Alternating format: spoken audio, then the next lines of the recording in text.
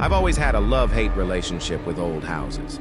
There's a charm in the creaky floors and vintage fixtures, but they come with their quirks, drafts, odd noises, and a sense that the walls might hold secrets better left untold. My house, built in 1910, is no exception.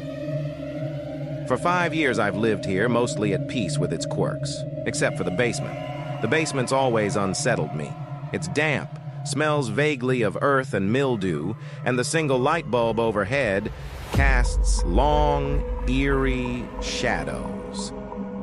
I avoided going down there unless absolutely necessary, but last week necessity turned into discovery, a discovery I wish I'd never made. While moving a heavy bookshelf, I felt an icy draft. It wasn't the kind of cold you'd expect from a basement. This felt unnatural, almost biting. Curious, I pressed my hand to the wall and noticed a seam. Behind the shelf was a small wooden door, warped with age, its paint peeling. It had no knob, only a rusted keyhole. I should have walked away, but curiosity pushed me forward. With shaking hands, I fetched a screwdriver and managed to jimmy the lock open. The door creaked as it swung inward, revealing a narrow staircase spiraling into darkness.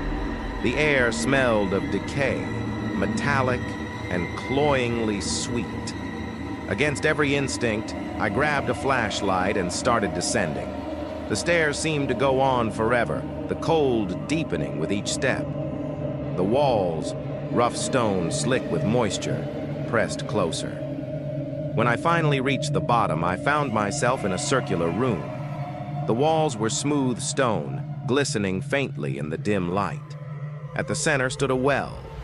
The well was ancient, its stone edges worn smooth. The air around it was colder still. As I stepped closer, I saw something etched into the walls around me. Words scratched over and over with desperate strokes. Do not look down. A chill ran down my spine. My mouth went dry. I backed away, but then I heard it, a soft, wet sound, like something shifting in water.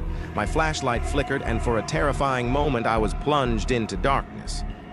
In that instant, I heard a whisper, faint and haunting. Help me. When the light steadied, I stood frozen, staring at the well. The voice hadn't been threatening. It sounded frail, desperate, human.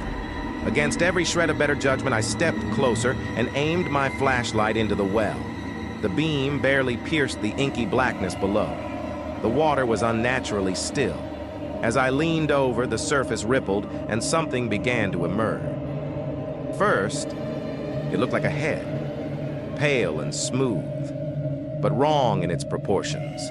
The eyes came next, too large, round, and unblinking. Its mouth followed, a gaping maw filled with jagged, needle-like teeth. And it was smiling.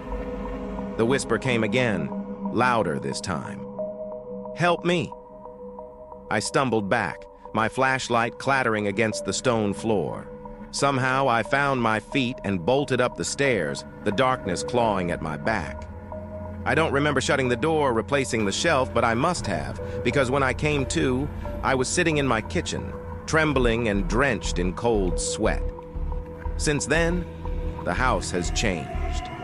At night, I hear faint scratching coming from the basement. Soft at first, but growing louder, more insistent. Last night, I woke to find muddy footprints leading from the basement door to my bedroom. I haven't gone back down.